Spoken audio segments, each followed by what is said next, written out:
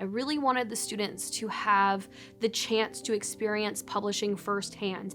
And a huge part of traditional publishing is pitching to a literary agent and having a literary professional look at their work.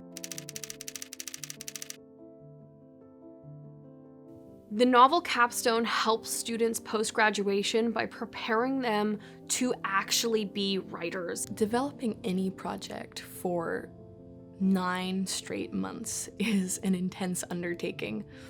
But I do think that that level of intensity, to some degree, is necessary when embarking upon a project like novel writing. To me, like, books are like the most transformative art form. They've affected me the deepest. So the Novel Capstone is set to allow our students to really explore the process of writing a novel and emerge from JPCatholic with a fully formed, fleshed out project. In most cases, in most universities, you're learning the art of the short story, which is great, but you will not have a career writing short stories.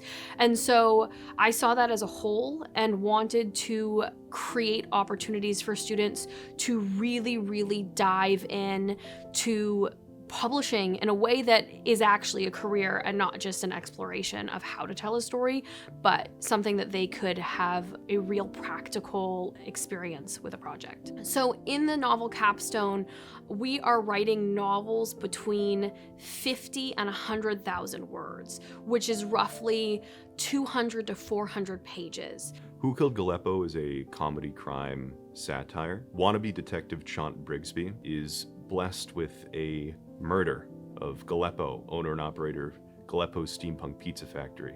And he has a list of suspects. He's got to go through them and figure out who killed Galeppo. My novel is a literary suspense thriller that explores the female experience of loss within a small town world. So think love, lies, mystery, kind of like Stephen King meets women's fiction. It also is an homage to Agatha Christie, who is one of my favorite authors of all time, lifelong fan, and I wanted to write kind of a classic mystery thriller with a modern spin. It has been absolutely incredible to come back week after week, and each week to be in a room of talented writers, each of whom are working in a very dedicated way on their passion projects. We had our works reviewed by a literary editor, Anjanette Barr. She was very gracious with her time. Literary editors and literary agents are some of the most busy people you could probably imagine. While I was talking to her, she brought up the fact that she had checked all of her emails on Monday. It was a Wednesday, and she already had 500. Interacting with Anjanette taught me that it's important not to be writing in a vacuum. So Professor Eccles, as I said, gives amazing feedback, but the feedback that Anjanette had for me was different than the feedback I got from Professor Eccles. Professor Eccles is a gem. It was she as a person who gave me the confidence to continue with my writing, really. I mean, in the classes, the content was extremely helpful, but she is so full of life and so full of passion for teaching, for writing, that it's impossible not to be infected by this spirit of passion. I implement my faith in my writing and editing very subtly. I'm a big believer in just being a good Christian and Catholic and letting that be such a large part of your identity that it will seep into your project. Catholicism is at the core of what we're doing because every great story is rooted in character. And what we want to see as readers, as writers, as consumers of literature is that transformation that comes through Christ to become the best version of ourselves.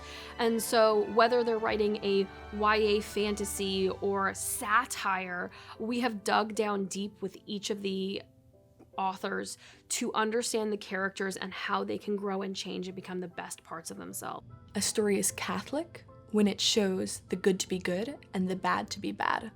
And that's a very simple answer. Many people have already heard it, but I do think it's the key to subtle evangelization in literature.